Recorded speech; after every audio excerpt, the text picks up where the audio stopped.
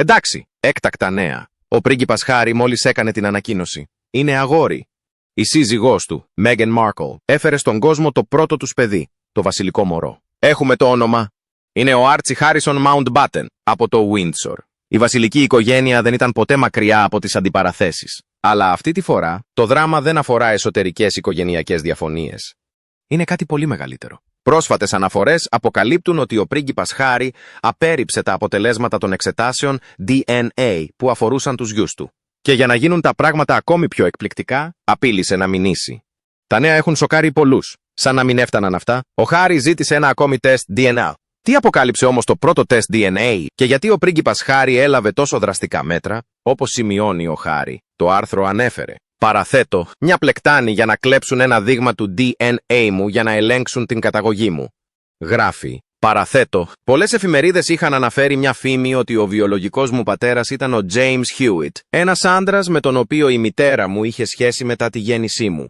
Ελάτε μαζί μας καθώς αποκαλύπτουμε τους συγκλονιστικούς λόγους πίσω από την απόρριψη των αποτελεσμάτων DNA από τον πρίγκιπα Χάρι. Γιατί ο πρίγκιπας Χάρι δεν αποδέχτηκε το αποτέλεσμα του DNA. Πρόσφατα δημοσιεύματα που κυκλοφορούν στα μέσα ενημέρωσης έχουν προκαλέσει διαμάχη, ισχυριζόμενα ότι ο πρίγκιπας Χάρι υποβλήθηκε όχι σε ένα, αλλά σε 2 τεστ DNA. Ο υποτιθέμενος λόγος πίσω από αυτά τα τεστ ήταν να επιβεβαιωθεί εάν ο γιος του, Άρτσι, είναι όντως βιολογικό του παιδί. Σύμφωνα με το ρεπορτάζ, το τεστ αποκάλυψε 2 διαφορετικά αποτελέσματα. Αν και ούτε ο πρίγκιπας Χάρι ούτε η Μέγαν έχουν σχολιάσει δημόσια αυτό, αναφέρθηκε ότι τα αποτελέσματα βγήκαν σοκαριστικά. Ξέρουμε ότι θέλετε να μάθετε τα πάντα. Μείνετε συντονισμένοι, έχουμε τις λεπτομέρειες για εσάς. Σύμφωνα με το ρεπορτάζ, τις ημέρες πριν από τη γέννηση του παιδιού τους, ο πρίγκιπας Χάρι φέρεται να έλαβε απροσδόκητα νέα από ένα τεστ DNA. Το τεστ, στο οποίο χρησιμοποιήθηκε αμνιακό υγρό, φέρεται να αποτελεί μια διαδικασία ρουτίνας για τα βασιλικά μωρά. Τα αποτελέσματα φέρεται να αποκάλυψαν αυτό που ο πρίγκιπας Χάρι και η Μέγαν δεν περίμεναν ποτέ. Αυτό έρχεται σε αντίθεση με τα νέα που κυκλοφορούσαν. Η εξέταση DNA με αμνιακό υγρό είναι ένας τύπος προγεννητικού τεστ που μπορεί να προσδιορίσει τη γενετική σύνθεση ενός παιδιού. Σε ορισμένες περιπτώσεις, αυτή η εξέταση μπορεί επίσης να ταυτοποιήσει τους βιολογικούς γονείς. Ωστόσο, η ακρίβεια και η αξιοπιστία τέτοιων εξετάσεων μπορεί να εξαρτηθεί από διάφορους παράγοντες. Σαν να μην έφτανε αυτό, ο πρίγκιπας Χάρι απέρριψε το αποτέλεσμα και διέταξε να διεξαχθεί ένα ακόμη τεστ. Αφού έλαβε τα αποτελέσματα του τεστ DNA, ο πρίγκιπας Χάρι ανακουφίστηκε όταν έμαθε ότι το αγέννητο παιδί που κυοφορούσε η Μέγαν Μάρκλ ήταν πράγματι το βιολογικό του παιδί. Ωστόσο, παρά την επιβεβαίωση αυτή, ορισμένα μέλη της βασιλικής οικογένειας φέρεται να παρέμειναν επιφυλακτικά. Υποτίθεται ότι αμφισβήτησαν αν ο πρίγκιπας Χάρι ήταν πραγματικά ο πατέρας του παιδιού της Μέγαν, Άρτσι. Είμαι πολύ ενθουσιασμένος που ανακοινώνω ότι η Μέγαν και εγώ αποκτήσαμε ένα αγοράκι νωρίς σήμερα το πρωί, ένα πολύ υγιές αγόρι. Η μητέρα και το μωρό είναι απίστευτα καλά.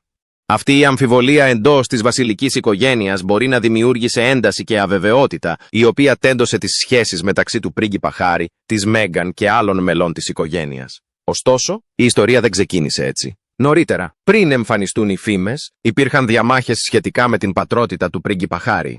Για αυτόν τον λόγο, ο πρίγκιπας Χάρι δεν θέλει ο γιος του, Άρτσι, να περάσει τις ίδιες δυσκολίες που αντιμετώπισε εκείνος μεγαλώνοντας. Για πολύ καιρό, υπήρχαν εικασίες ότι ο πρίγκιπας Κάρολος μπορεί να μην είναι ο πραγματικός πατέρας του πρίγκιπα Χάρι. Αυτές οι φήμες ξεκίνησαν επειδή κάποιοι πιστεύουν ότι ο πρίγκιπας Χάρι μοιάζει περισσότερο με τον James Hewitt, έναν άντρα με τον οποίο ήταν φίλη η μητέρα του, η πριγκίπισσα Νταϊάννα. Παρόλο που αυτές οι φήμες δεν επιβεβαιώνονται, εξακολουθούν να πληγώνουν τον πρίγκιπα Χάρι. Τώρα, ο πρίγκιπας Χάρι θέλει να βεβαιωθεί ότι ο γιος του Άρτσι δεν θα χρειαστεί να αντιμετωπίσει τις ίδιες οδυνηρές φήμες και αμφιβολίες για το ποιος είναι ο πραγματικός πατέρας του. Υπάρχουν όμως περισσότερα για τη φημολογούμενη πατρότητα του πρίγκιπα Χάρι που πολλοί δεν γνώριζαν. Οι φήμες ξεκίνησαν πριν από τον άτυχο θάνατο της πριγκίπισσας Νταϊάννα. Ο σύντροφος της πριγκίπισσας Νταϊάννα δήλωσε ότι αυτές οι φήμες είναι εντελώς αναλυθείς. Σύμφωνα με αυτόν, η πατρότητα του πρίγκιπα Χάρι ή ποιος είναι ο πραγματικός πατέρας του δεν αμφισβητήθηκε ποτέ. Αυτές οι ψευδείς φήμες ξεκίνησαν από τα ταμπλόιντ, εφημερίδες που συχνά δημοσιεύουν εντυπωσιακές ή αναλυθείς ιστορίες. Οι φήμες ήταν πολύ πληγωτικές για την πριγκίπισσα Νταϊάννα και τις προκάλεσαν πολύ πόνο. Αποκάλυψε επίσης ότι όσοι υπέθεταν ότι ο πραγματικός πατέρας του πρίγκιπα Χάρι μπορεί να ήταν ο James Hewitt, ένας άνθρωπος που δίδαξε στην πριγκίπισσα Νταϊάννα πώς να υπέβει, κάνουν λάθος.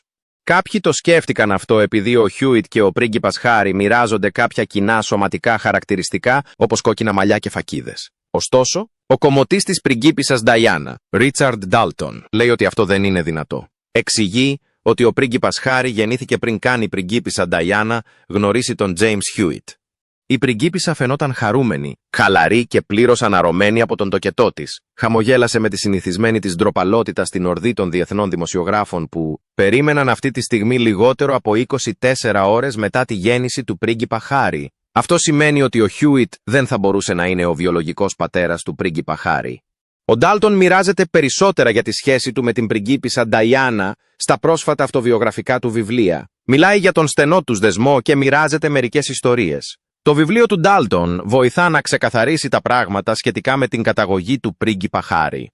Στο βιβλίο αποκαλύφθηκε ότι η οικογένεια Σπένσερ, η οποία είναι η οικογένεια της πριγκίπισσας Νταϊάννα, έχει ιστορικό κόκκινων μαλλιών. Αυτό σημαίνει ότι τα κόκκινα μαλλιά του πρίγκιπα Χάρι μπορεί να προέρχονται από την πλευρά της οικογένειας της μητέρας του. Ο Τσάρλς Σπένσερ, ο αδελφός της πριγκίπισσας Νταϊάννα, είχε πολύ έντονα κόκκινα μαλλιά όταν ήταν στο κολέγιο. Συχνά έκοβε τα μαλλιά του, αλλά το κόκκινο χρώμα ήταν ακόμα πολύ αισθητό. Αυτό δεν είναι όλο. Η Σάρα Σπένσερ, η αδερφή της πριγκίπισσας Νταϊάννα, έχει επίσης όμορφα, έντονα κόκκινα μαλλιά. Δεν είναι η μόνη στην οικογένεια με κόκκινα μαλλιά, αλλά τα μαλλιά της είναι ιδιαίτερα εντυπωσιακά. Η Τζέιν Σπένσερ, μια άλλη αδερφή της πριγκίπισσας Νταϊάννα, είχε παρόμοιο χρώμα μαλλιών με της Νταϊάννα. Ενώ μπορεί να μην είχε έντονα κόκκινα μαλλιά όπως κάποια άλλα μέλη της οικογένειας, το χρώμα των μαλλιών της ήταν παρόμοιο με της Νταϊάννα. Έτσι, εξετάζοντας το ιστορικό της οικογένειας Σπένσερ σχετικά με τα κόκκινα μαλλιά, είναι πιθανό ο πρίγκιπας Χάρι να πήρε τα κόκκινα μαλλιά του από την πλευρά της μητέρας του. Ο Ντάλτον επιβεβαίωσε επίσης ότι ο πρίγκιπας Νταϊάννα συνήθιζε να αναστατώνεται με αυτές τις φήμες. Η Νταϊάννα φέρεται να γνώρισε τον Χιούιτ για πρώτη φορά το 1986 και αυτό συνέβη 2 χρόνια μετά τη γέννηση του πρίγκιπα Χάρι. Η Νταϊάννα και ο Χιούιτ ήταν πολύ δεμένοι και αυτό διήρκεσε 3 χρόνια, από το 1989 έως το 1991 και ο πρίγκιπας Χάρι γεννήθηκε πολύ πριν η Νταϊάννα γνωρίσει καν τον Τζέιμς Χιούιτ. Σχετικά με τη σχέση της πριγκίπισσας Νταϊάννα με τον Τζέιμς Χιούιτ, ο Ντάλτον έχει πει ότι η πριγκίπισσα Νταϊάννα ήταν μια νεαρή γυναίκα που δεν έλαβε αρκετή αγάπη και οικειότητα από τον σύζυγό της, τον Κάρολο. Όχι μόνο αυτό, αλλά ένιωθε σαν να ήταν εκεί μόνο για να κάνει παιδιά για αυτόν. Η Νταϊάννα πληγώθηκε επίσης πολύ επειδή ανακάλυψε ότι ο Κάρολος δεν της ήταν πιστός. Αυτό την έκανε να νιώσει προδομένη. Την ίδια περίπου εποχή, η Νταϊάννα γνώρισε τον Τζέιμς Χιούιτ. Είχαν μια στενή σχέση, αλλά ο Χιούιτ αργότερα έγραψε ένα βιβλίο για αυτήν. Αυτό έκανε να φαίνεται σαν να καφιόταν που ήταν με την Νταϊάννα αντί να την αγαπάει πραγματικά. Τα μέσα ενημέρωσης, ειδικά οι εφημερίδες, ήταν πολύ άδικα απέναντι στην Νταϊάννα. Συνέχισαν να γράφουν ιστορίες για εκείνη και τον Τζέιμς Χιούιτ, κάτι που την έκανε να νιώθει βασανισμένη. Ωστόσο, όλες αυτές οι φήμες δεν σταμάτησαν εκείνη την περίοδο. Πολλά χρόνια αργότερα, ο πρίγκιπας Χάρι, γιος της Νταϊάννα, αναστατώθηκε ξανά πολύ με τις εφημερίδες. Συνέχιζαν να γράφουν κακές ιστορίες για αυτόν και την οικογένειά του. Το 2023, ο Χάρι αποφάσισε να αναλάβει δράση. Μήνυσε την εφημερίδα Daily Mirror για χρήση αθέμητων και παράνομων πρακτικών για να αποκαλύψει ιστορίες για αυτόν. Ο Χάρι ήθελε να σταματήσει τις εφημερίδες από το να βλάπτουν αυτόν και την οικογένειά του με τις κακές ιστορίες τους. Εκτός από τις φήμες για την πατρότητα του πρίγκιπα Χάρι, οι οποίες φέρεται να οδήγησαν σε τεστ DNA, υπάρχουν επίσης ισχυρισμοί ότι η Μέγαν Μάρκλ χρησιμοποίησε παρένθετη μητέρα για να αποκτήσει τα παιδιά της. Η Lady Colin Campbell έχει υποστηρίξει ένθερμα αυτόν τον ισχυρισμό. Από τη Lady C, η Lady Colin Campbell, η βασιλική ζαμκητική προσωπικότητα των μέσων ενημέρωσης. Lady C, τι τρομερά θλιβερή μέρα για τη χώρα. Οι ισχυρισμοί της έχουν ρίξει περισσότερο λάδι στη φωτιά στις εικασίες. Έχουμε τις σοκαριστικές λεπτομέρειες των ισχυρισμών της. Συνεχίστε να παρακολουθείτε. Οι ισχυρισμοί για την παρένθετη μητρότητα. Η Lady Colin Campbell έχει εκφράσει ένθερμα την άποψή της για τη μονάρχη του Ηνωμένου Βασιλείου και οι ισχυρισμοί της συγκλονίζουν τη βασιλική οικογένεια όπως ποτέ άλλοτε. Για χρόνια υπάρχουν φήμες για τις εγκυμοσύνες της Μέγαν Μάρκλ. Αυτό συζητήθηκε σιωπηλά κατηδίαν. Αλλά στη συνέχεια, με μια τολμηρή κίνηση, η Lady Colin πήρε αυτές τις φήμες και τις έβαλε στο προσκήνιο, κάνοντας πρωτοσέλιδα παντού. Η προσοχή της επικεντρώνεται στη φερόμενη χρήση παρένθετης μητέρας από τη Μέγαν για τα παιδιά της, ένας ισχυρισμός που έχει αφήσει πολλούς σοκαρισμένους. Αυτό δεν είναι κάτι καινούριο για τη Lady Colin Campbell. Από τη γέννηση του Άρτσι το 2019 αμφισβητεί τον τρόπο με τον οποίο χειρίστηκαν τα πράγματα. Παρατήρησε ότι η εγκυμοσύνη της Μέγκαν δεν ακολουθούσε τις βασιλικές παραδόσεις. Σε αντίθεση με την πριγκίπισσα Νταϊάννα και την Κέιτ Μίντλετον, οι οποίες πόζαραν χαρούμενες με τα νεογέννητά τους έξω από το νοσοκομείο, η ανακοίνωση της γέννησης της Μέγκαν φάνηκε βιαστική. Κανείς δεν είδε τη Μέγκαν να φεύγει από το νοσοκομείο με το μωρό της, και αυτό προκάλεσε αντιδράσεις. Ο Μαουρίτσιο, η περίοδος της εγκυμοσύνης, προκάλεσε επίσης ανησυχίες. Ένας από τους κύριους λόγους που οι άνθρωποι έκαναν εικασίες για την παρένθετη μητρότητα ήταν ο χρόνος της εγκυμοσύνης της Μέγκαν. Κάποιοι θεώρησαν ότι ο χρόνος των φωτογραφιών με την κοιλιά της και το χρονοδιάγραμμα του τοκετού φάνηκαν ασυνήθιστα, οδηγώντας ορισμένους να αμφισβητούν αν η εγκυμοσύνη ήταν εντελώς φυσιολογική ή αν είχε εμπλακεί παρένθετη μητέρα. Επίσης, οι άνθρωποι επεσήμαναν ότι η κοιλιά της Μέγκαν φαινόταν να αλλάζει σχήμα και μέγεθος καθ' όλη τη διάρκεια της εγκυμοσύνης της, με ορισμένες φωτογραφίες να την δείχνουν μεγαλύτερη ή μικρότερη από το αναμενόμενο για ορισμένα στάδια. Αυτή η ασυνέπεια στην ορατή κοιλιά της οδήγησε ορισμένους να αμφισβητήσουν αν η κοιλιά ήταν αληθινή. Αυτό τροφοδότησε περαιτέρω τις φήμες για την παρένθετη μητρότητα. Μια άλλη παρατήρηση είναι ότι η Μέγκαν και ο Χάρι ήταν ιδιαίτερα κλειστοί σε ορισμένες πτυχές της εγκυμοσύνης τους, κάτι που ερχόταν σε αντίθεση με τις δημόσιες εμφανίσεις άλλων μελών της βασιλικής οικογένειας σε παρόμοια στάδια. Η απόφαση του ζευγαριού να παραμείνει σχετικά χαμηλό προφίλ οδήγησε σε εικασίες σχετικά με το γιατί απέφυγαν τις πιο παραδοσιακές φωτογραφίσεις, με ορισμένους να υποθέτουν ότι η εγκυμοσύνη της Μέγκαν μπορεί να είχε σκηνοθετηθεί ή να είχε αντιμετωπιστεί διαφορετικά. Υπήρξαν μερικές δημόσιες στιγμές που προκάλεσαν αντιδράσεις. Η στάση του σώματος της Μέγκαν ή ο τρόπος που συμπεριφερόταν κατά τη διάρκεια της εγκυμοσύνης φάνηκαν ασύμβατοι με αυτό που θα περίμεναν κάποιοι από κάποια στα τελευταία στάδια της εγκυμοσύνης. Σε ορισμένες φωτογραφίες, η κοιλιά της φαινόταν να αψηφά τη βαρύτητα, με αποτέλεσμα ορισμένοι να ισχυριστούν ότι δεν φαινόταν τόσο φυσική. Αλλά δεν είναι μόνο αυτό. Τα βασιλικά μέσα ενημέρωσης αμφισβήτησαν συχνά την αυθεντικότητα των ιστοριών εγκυμοσύνης τους. Ορισμένοι ειδικοί και σχολιαστές ισχυρίστηκαν ότι το ζευγάρι δεν αποκάλυπτε λεπτομέρειες και ότι ορισμένες πτυχές της εγκυμοσύνης ήταν κρυφές, οδηγώντας σε περαιτέρω εικασίες για παρένθετη μητρότητα. Τώρα, με αναφορές για έναν εσωτερικό άνθρωπο από το παλάτι που επιβεβαιώνει τις υποψίες, η Κάμπελ βρήκε νέους λόγους να επανεξετάσει τις ανησυχίες της και να απαιτήσει από τον πρίγκιπα Χάρι και τη Μέγκαν να εξηγήσουν τι πραγματικά συνέβη. Αλλά το να μιλάει κανείς ανοιχτά ενέχει κινδύνους και η Κάμπελ το γνωρίζει. Ο πρίγκιπας Χάρι και η Μέγκαν έχουν δείξει ότι δεν θα διστάσουν να μηνύσουν όταν αισθάνονται ότι δέχονται επίθεση από τα μέσα ενημέρωσης. Οι ισχυρισμοί της Κάμπελ την θέτουν σε κίνδυνο να αντιμετωπίσει αγωγή, αλλά εκείνη παραμένει προσεκτική. Επιλέγει τα λόγια της με σύνεση, υπονοώντας εμπιστευτικές πληροφορίες, χωρίς να κάνει άμεσες κατηγορίες που θα μπορούσαν να την οδηγήσουν στο δικαστήριο. Αυτή η κίνηση της επιτρέπει να εγείρει ερωτήματα, αποφεύγοντας παράλληλα πιθανά νομικά προβλήματα. Ακόμα και με την προσεκτική προσέγγισή της, οι αντιδράσεις του κοινού για την Κάμπελ είναι ανάμεικτες. Κάποιοι θαυμάζουν το θάρρος της, λέγοντας ότι υπερασπίζεται την αλήθεια. Πιστεύουν ότι αποκαλύπτει πράγματα που οι άλλοι φοβούνται πολύ να αναφέρουν. Από την άλλη πλευρά, οι θαυμαστές της Μέγκαν και του Χάρι πιστεύουν ότι είναι παρεμβατική, ανακατεύεται σε ιδιωτικά ζητήματα που θα έπρεπε να μένουν στην ησυχία τους. Ωστόσο, το ιστορικό της Lady Colin στην αποκάλυψη βασιλικών μυστικών, που αργότερα αποδεικνύονται αληθινά, καθιστά δύσκολο να την απορρίψουμε εντελώς.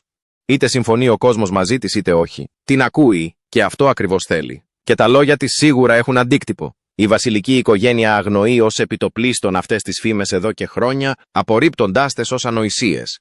Αλλά τώρα, με τους ισχυρισμούς του Κάμπελ να προκαλούν αντιδράσεις, η σιωπή γίνεται όλο και πιο δύσκολη. Η μοναρχία βασίζεται στην τάξη και την παράδοση και οποιαδήποτε αμφιβολία σχετικά με την νομιμότητα των βασιλικών παιδιών θα μπορούσε να έχει σοβαρές συνέπειες. Αν υπάρχει έστω και μια ίχνος αλήθειας στην ιστορία της παρένθετης μητέρας, θα μπορούσε να εγείρει ερωτήματα σχετικά με τη θέση του Άρτσι και της Λίλιμπετ στη βασιλική σειρά διαδοχής.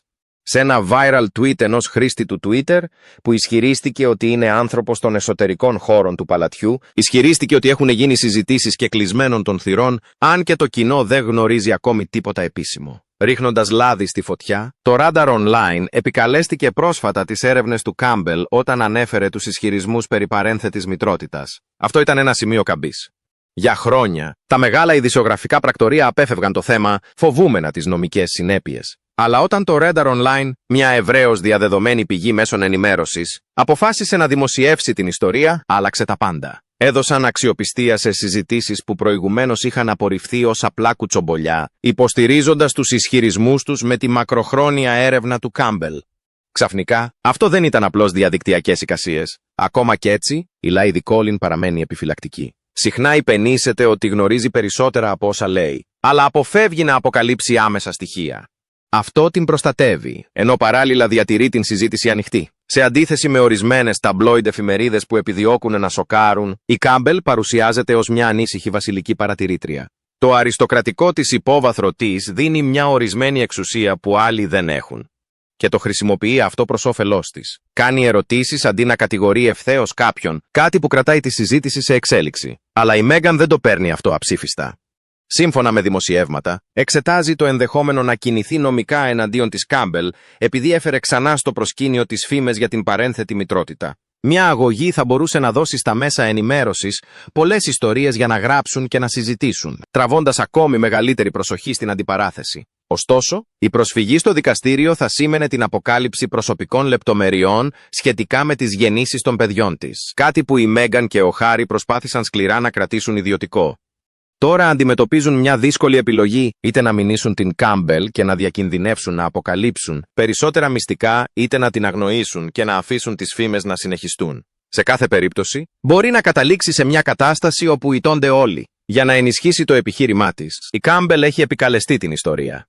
Συγκρίνει αυτό το σκάνδαλο με τη βασιλική διαμάχη του 1688 σχετικά με τον κληρονόμο του βασιλιά Ιάκωβου. Τότε, υπήρχαν φήμες ότι ένα μωρό είχε εισαχθεί λαθρέα στον βασιλικό θάλαμο το Κετού μέσα σε ένα ζεστό τηγάνι για να εξασφαλιστεί η βασιλική διαδοχή. Αν και αυτό συνέβη πριν από χρόνια, η σύγκριση υπογραμμίζει πως οι βασιλικές γεννήσεις ανέκαθεν υπόκεινταν σε έντονο έλεγχο.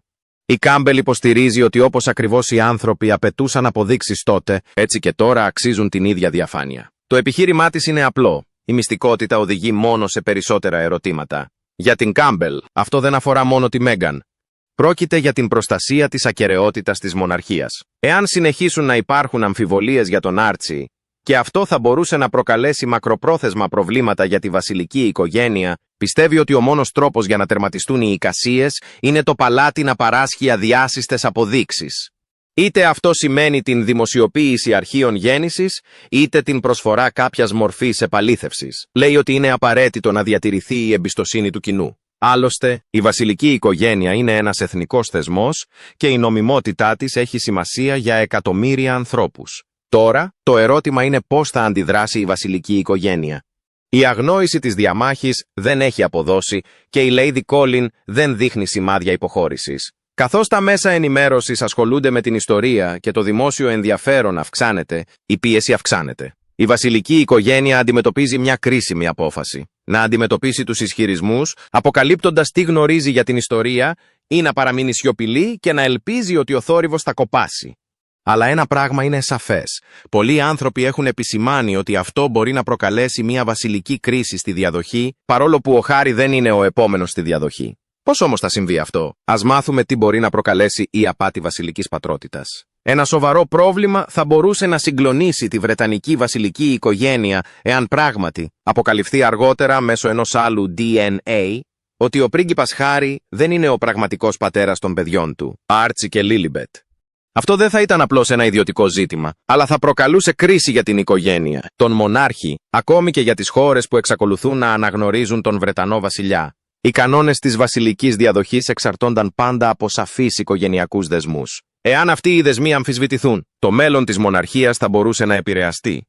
Επιπλέον, ο νόμος είναι πολύ σαφής ως προς το ποιος μπορεί να κληρονομήσει τον θρόνο. Η διακήρυξη των δικαιωμάτων του 1689 και ο νόμος περί εγκατάστασης του 1701 ορίζουν ότι μόνο οι πραγματικοί απόγονοι του μονάρχη μπορούν να είναι στη σειρά διαδοχής. Αυτό σημαίνει ότι τα βασιλικά παιδιά πρέπει να έχουν άμεση συγγένεια εξ αίματος για να θεωρηθούν κληρονόμοι. Εάν τα τεστ DNA δείξουν ότι ο Άρτσι και η Λίλιμπετ δεν είναι βιολογικά παιδιά του πρίγκιπα Χάρι, η θέση τους στη βασιλική οικογένεια θα μπορούσε να αμφισβητηθεί. Το ζήτημα δεν θα αφορά μόνο τις οικογενειακές σχέσεις, αλλά θα είναι ένα νομικό πρόβλημα που θα μπορούσε να επιβάλλει σημαντικές αλλαγές στους βασιλικούς κανόνες. Εκτός από αυτό, το ζήτημα της παρένθετης μητρότητας προσθέτει ένα ακόμη εκπληκτικό επίπεδο δυσκολίας.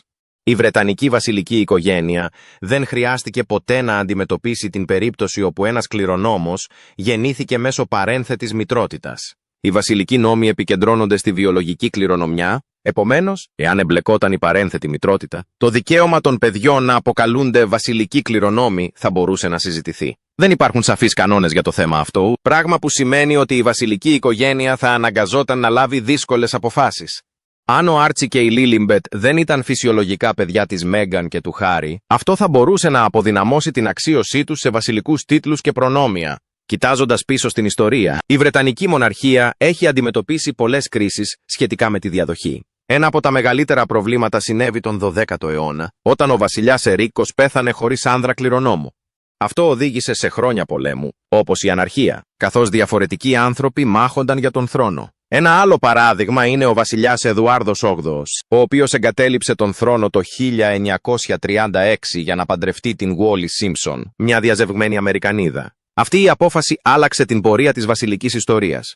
Εάν αμφισβητηθεί η πατρότητα του Άρτσι και της Λίλιμπετ, αυτό θα μπορούσε να οδηγήσει σε μια κρίση εξίσου σοβαρή με αυτά τα γεγονότα του παρελθόντος. Ένα άλλο σημαντικό σημείο είναι ότι, στο παρελθόν, υπήρχαν αυστηροί κανόνες για να διασφαλίζεται ότι τα βασιλικά παιδιά ήταν νόμιμα. Μέχρι το 1936, ο Βρετανός Υπουργός Εσωτερικών έπρεπε να είναι παρόν στις βασιλικές γεννήσεις, για να επιβεβαιώσει ότι το μωρό είχε πραγματικά γεννηθεί από τη βασιλική μητέρα. Αυτή η πρακτική είχε ως στόχο να αποτρέψει οποιαδήποτε αμφιβολία σχετικά με την ταυτότητα του παιδιού. Σήμερα, οι βασιλικές γεννήσεις συμβαίνουν σε ιδιωτικά νοσοκομεία και οι άνθρωποι εμπιστεύονται τις επίσημες ανακοινώσεις. Αλλά αν προκύψουν αμφιβολίες για την πατρότητα, κάποιοι μπορεί να αναρωτηθούν γιατί εγκαταλείφθηκε το παλιό σύστημα. Θα μπορούσαν να υπάρξουν νέες εκκλήσεις για διαφάνεια στις γεννήσεις των βασιλικών παιδιών, ώστε να αποφευχθούν μελλοντικά προβλήματα. Ταυτόχρονα, αυτό το ζήτημα θα προσέλκυε την προσοχή ανθρώπων σε όλο τον κόσμο, όχι μόνο στη Βρετανία. Η Βρετανική βασιλική οικογένεια δεν είναι σημαντική μόνο στο Ηνωμένο Βασίλειο. Παίζει σημαντικό ρόλο στην κοινοπολιτεία, μια ομάδα εθνών που περιλαμβάνει τον Καναδά, την Αυστραλία και πολλά άλλα. Εάν συνεχιστούν τα ερωτήματα σχετικά με την πατρότητα του Άρτσι και της Λίλιμπετ, οι άνθρωποι σε αυτές τις χώρες μπορεί να αρχίσουν να σκέφτονται εάν θέλουν ακόμα να έχουν σχέση με το βρετανικό στέμμα. Αυτό θα μπορούσε να αποδυναμώσει την επιρροή της μοναρχίας και να δημιουργήσει συζητήσεις. Καθώς εξελίσσεται αυτή η κρίση, ένα πράγμα είναι σαφές.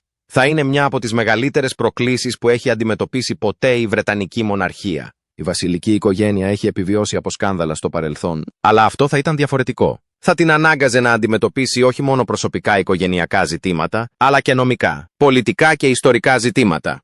Μένει να δούμε αν το αποτέλεσμα θα είναι μια ισχυρότερη, πιο σύγχρονη μοναρχία ή ένας αποδυναμωμένος θεσμός. Αλλά ένα πράγμα είναι σίγουρο. Αν ξεκινήσει μια κρίση βασιλικής διαδοχής, θα μείνει αξέχαστη για τις επόμενες γενιές. Τι πιστεύετε για τις φήμες για το DNA στη βασιλική οικογένεια? Πιστεύετε ότι ο πρίγκιπας Χάρι απέκτησε τα παιδιά του μέσω παρένθετης μητρότητας? Μοιραστείτε τις σκέψεις σας στα σχόλια παρακάτω. Μην ξεχάσετε να κάνετε like και να εγγραφείτε στο κανάλι μας. Επίσης, κάντε κλικ στο επόμενο βίντεο στην οθόνη σας. Δεν θα θέλετε να το χάσετε.